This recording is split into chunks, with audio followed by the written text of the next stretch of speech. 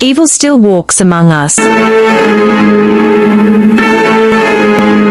Some laugh and say, it's a free world. But those who know the truth understand, this world is more spiritual than it is physical. Once upon a time, in the city of Enugu, there lived a woman whose name carried both admiration and awe.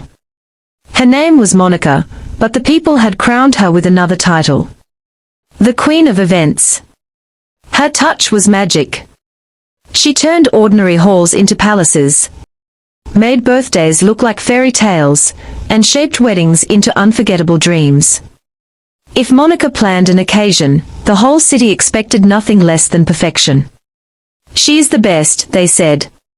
If the Queen of Events is in charge, then the celebration will be the talk of the town. But what no one knew was this: behind her flawless beauty and calm smile lay a darkness too deep to imagine. Monica was not just an event planner, she was an agent of destruction. Everywhere she went, she left invisible scars.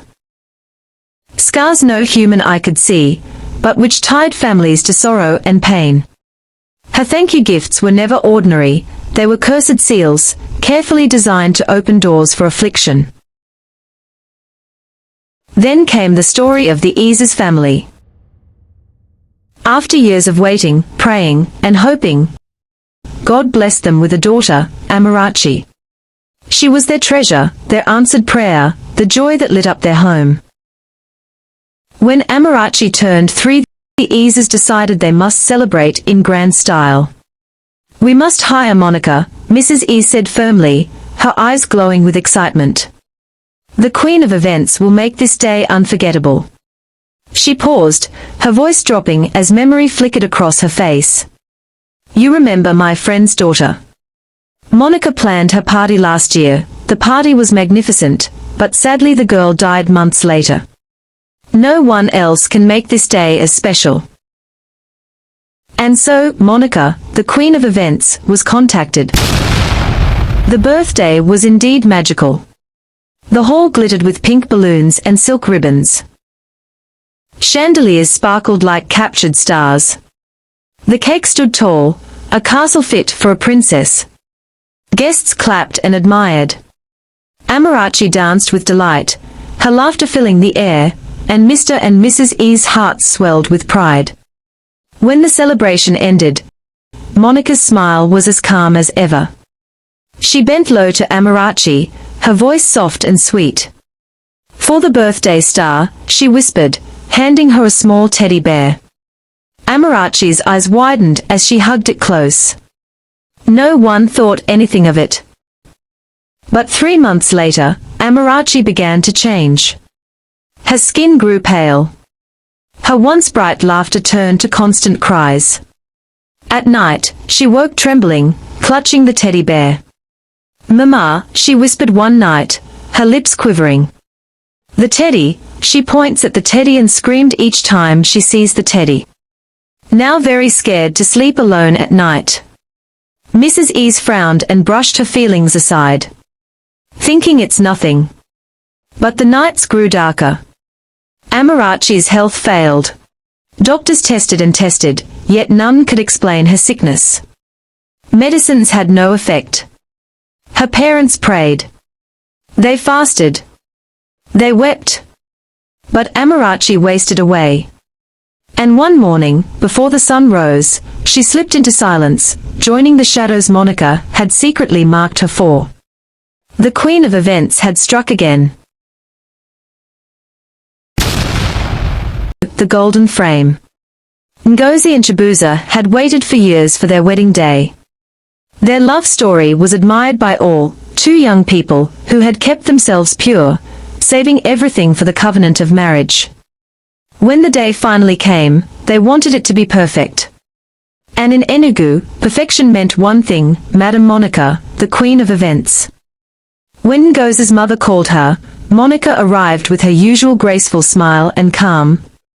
Ngozi's mother, beaming, we want this day to be unforgettable.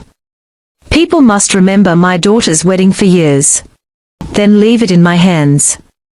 Your joy is my joy. She walked slowly through the compound, her eyes glistening as she imagined the celebration. White roses for purity. Golden drapes for prosperity. Fireworks for the heavens' approval. Chibuza watched in admiration, whispering, "This woman is truly gifted." Ngozi smiled innocently, her heart swelling. Maybe God sent her just for us. If only they knew. The day came, and it was like nothing anyone had ever seen. White roses lined the aisle. Golden drapes shimmered like sunlight. The cake, taller than a man, sparkled under the glow of chandeliers. "This looks like a royal wedding," someone whispered in awe. As Ngozi walked down the aisle, her veil glowing under the lights, her heart pounded with joy. She looked at Chibuza waiting at the altar, his eyes filled with love, and her own eyes welled with tears. They exchanged vows. They danced. They laughed. Truly, it was the happiest day of their lives. At the end of the celebration, Monica approached with her radiant smile. She held out a polished golden frame. "Place your wedding photo inside this frame. It will keep your love strong forever." The couple, glowing with happiness, received it gratefully. "Thank you, Madam Monica. You are truly a blessing." The guests applauded. No one knew it was a gift carrying chains. At first, life was beautiful. Ngozi and Chibuza laughed often, their love deep and unshaken. The golden frame hung proudly in their bedroom, with their wedding photo inside, a constant reminder of their vows. But months passed, and Ngozi did not conceive. Family pressure began to rise. Ngozi's aunt, "Are you sure everything is all right? Other brides already carry children." Ngozi smiled weakly by day, but at night she wept in Chibuza's arms. "Why is God silent? Did we not honor him? Did we not wait for this marriage?" At last, a year later, Ngozi became pregnant. Their joy returned. Chibuza lifted her in his arms and whispered, "This child will be our testimony." But 3 months later, Ngozi woke in the night with piercing pains. At the hospital, the doctor shook his head slowly. "I'm sorry. She lost the pregnancy." The cycle repeated itself. Pregnancy. Joy. Miscarriage. Again. And again. The couple spent money on doctors, prayers, fasting, even traveling for deliverance. But nothing worked. But the golden flame on the wall glimmered faintly under the moonlight. A silent reminder of the curse that bound them. Elena was only 7. Bright, beautiful, and brilliant in her studies. She was her parents' pride, their only daughter, the golden light in their home. When her birthday drew near, her parents wanted nothing but the best. And in the city of Enugu, the best meant one name, Madam Monica, the queen of events. The day came like a festival. The compound glittered with balloons and ribbons. Clowns tumbled across the stage, magicians pulled rabbits from hats, and children laughed till their bellies hurt. Parents clapped in delight, and Elena's smile could have lit up the sky. In the center of it all stood Monica, her calm smile watching quietly like a queen surveying her kingdom. When the day ended and the guests began to leave, Monica walked gracefully to Elena. In her hand was a tall, beautiful Barbie doll dressed in glittering pink. Smiling warmly, "For the birthday princess. May she be your closest friend." Elena's eyes sparkled as she hugged the doll tightly. Her parents were overwhelmed with gratitude. Not even a month passed before sorrow crept into their home. At school, Elena, once top of her class, suddenly became unrecognizable. The brilliant girl who used to answer every question now sat idly, mocking her teachers, distracting her classmates, and drawing strange shapes in her notebooks. Her teachers were baffled. "How can such an excellent child suddenly turn like this?" they asked. Her mother wept as the complaints piled up. "This is not my daughter. What is happening to my Elena?" But her misery was only beginning. At night, when the house was silent, Monica's whispers reached through the shadows. And the doll obeyed. It came alive, its glassy eyes glowing faintly in the dark. It crept to Elena's bedside and shook her awake. And the child followed. Together they tiptoed through the house. Side by side, they sneaked into the kitchen, lit a fire beneath an empty pot, and waited until it bent and buckled under the heat. They pulled books from shelves, scattered the sitting room, and tore her father's most important documents, then tucked the shreds neatly back into his briefcase. By morning, the home was always in disarray, and all fingers pointed to Elena. Her mother sighed deeply. It's her age. She will outgrow it. But as days passed, her daughter's innocence faded.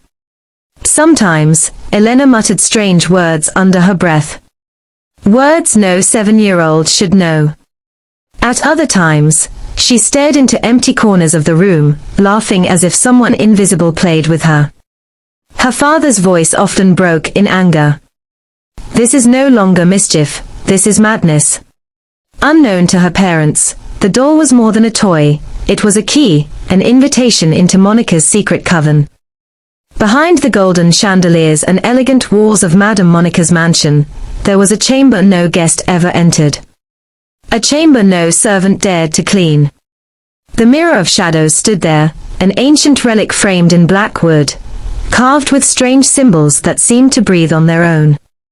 Its surface shimmered like restless water, waiting, watching, whispering. Monica entered, her flowing gown brushing the marble floor. Her eyes glittered with a hunger that never dimmed. She raised her hand and the chamber obeyed. Show me my marks, Monica commanded. The mirror rippled. Amarachi.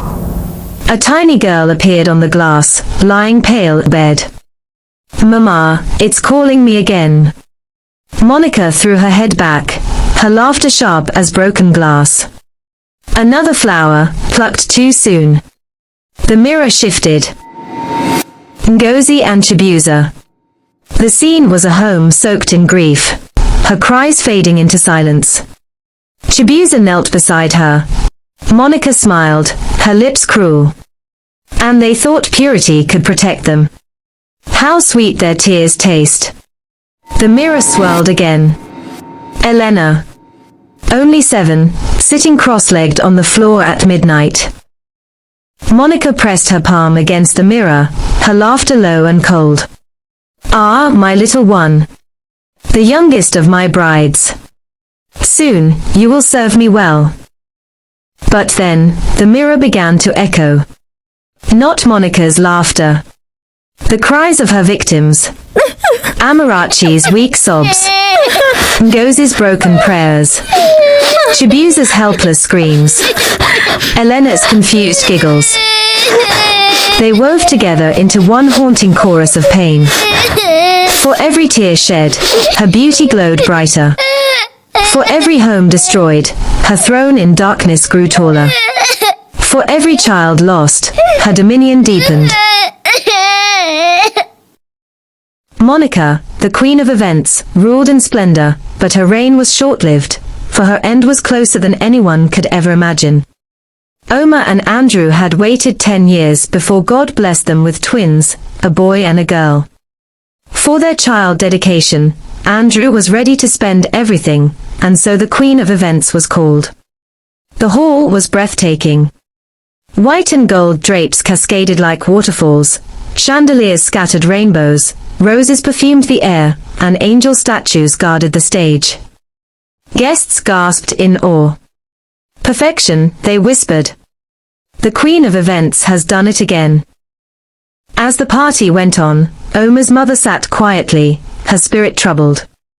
She felt it, darkness cloaked in splendor. When Monica walked toward the family with a golden frame, smiling sweetly, Omar's mother's heart trembled. Monica, softly, for the stars of today. May this frame keep their lives shining forever. Before Omar could touch it. Smash! Her mother struck it to the ground. The hall froze. The frame shattered, and Monica screamed, a sound half human, half beast. Her beauty twisted, her scalp burned and patchy beneath her wig. Children cried as she shrieked. Monica shouted, "Fools all of you! I drink your tears, I feed on your pain. Amarachi was mine. Ngozi's womb was mine. Elena belongs to me." The hall shook with terror. Guests scattered as Monica clawed at her dress and ran into the streets, laughing and wailing like a madwoman. Her reign ended that day. She became a wanderer in Enugu, tearing clothes, muttering confessions, chased from markets. Her throne of glory turned to ashes of shame. But families were freed. Amarachi was healed. Ngozi and Chibuza welcomed a child. Elena was delivered, and Oma and Andrew's twins grew strong, untouched by evil. The queen of events was no more. Brought down by the boldness of a mother who refused to let darkness touch her children. And the city finally learned, not every smile hides purity. Not every gift is good, and not every smile is pure. Evil can hide behind beauty and kindness. We must be watchful and prayerful, so darkness does not enter our homes. I hope you enjoyed this story. Please subscribe to Didi's Stories for more interesting stories.